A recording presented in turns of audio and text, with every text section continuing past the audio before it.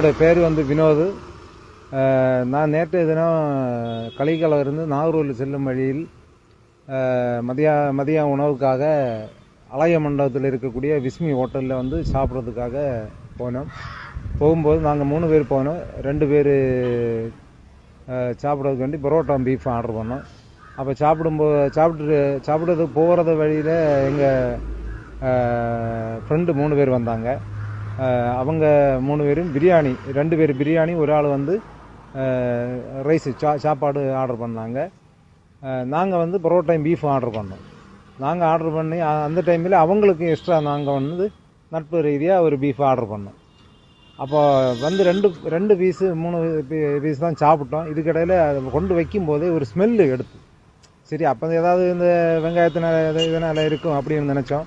ஆனால் சாப்பிடும்போது தெரியுது இந்த உணவு வந்து 2 நாள் 3 நாள் பழக்கமான உணவுன்னு தெரிஞ்சு போச்சு. உடனே தான் நான் அந்த சப்ளையரை கூப்பிட்டேன். ஆனால் இது கொஞ்சம் மோசமாக இருக்குது, இது 2 நாள் ஆனது மாதிரி இருக்குது அப்படின்னு சொன்னேன்.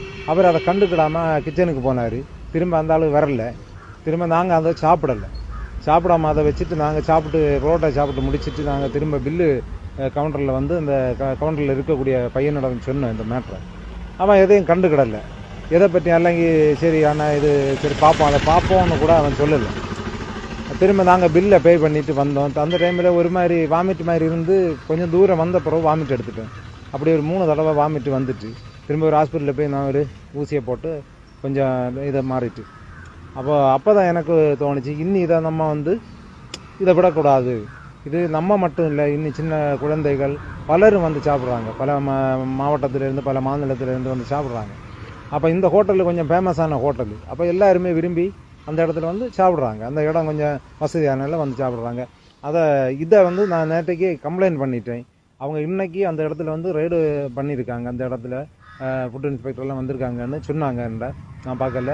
அப்போ இன்றைக்கி அதை வந்து எவ்வளோ தூரம் அவங்க கொண்டு போகிறாங்கன்னு தெரியல. அவங்க சரியாக அதை நடவடிக்கை எடுக்கலைன்னா நான் இதுக்கு மேலே போய் அதை கிளியரான காரியத்தை செய்வேன். அந்த பீஃபு பார்சல் பண்ணிட்டு வந்தது எங்கள்கிட்ட இருக்குது. அதை நாங்கள் இனி எங்கே கொடுக்கணுமோ அங்கே கொடுத்து பண்ணுவோம். அவங்க நேர்மையாக பண்ணுவாங்கன்னு ஒரு நம்பிக்கை எனக்கு இருக்குது. அதை பண்ணி இதை கிளியர் பண்ணால் நல்லா இருக்கும். ஏன்னா இன்னும் ஜனங்கள் அந்த இடத்துல போய் சாப்பிடணுன்னா அதை கிளியர் பண்ணணும். இல்லைன்னா அதை வந்து நிரந்தரமாக அந்த கடையை மூட வேண்டிய கட்டாயம் ஏற்படும். இது மட்டும் இல்லை, இன்னும் பல ஹோட்டல்கள் இந்த மாதிரி நடந்துட்டு இருக்கு. இதையும் கூட நீங்கள் ஃபுட் இன்ஸ்பெக்டர் அவர்களிடம் தனி ஒரு கோரிக்கையாக வைக்க, எல்லா இதுலேயும் போய் நீங்கள் ஆய்வு பண்ணி நல்ல முறையில் ஆகாரங்களை சாப்பாடை கொடுக்க வைக்கணும் என்ற ஒரு என்னோட ஆதங்கத்துக்கு என்னோட ஒரு கோரிக்கையை நான் இதை வைக்கிறேன்.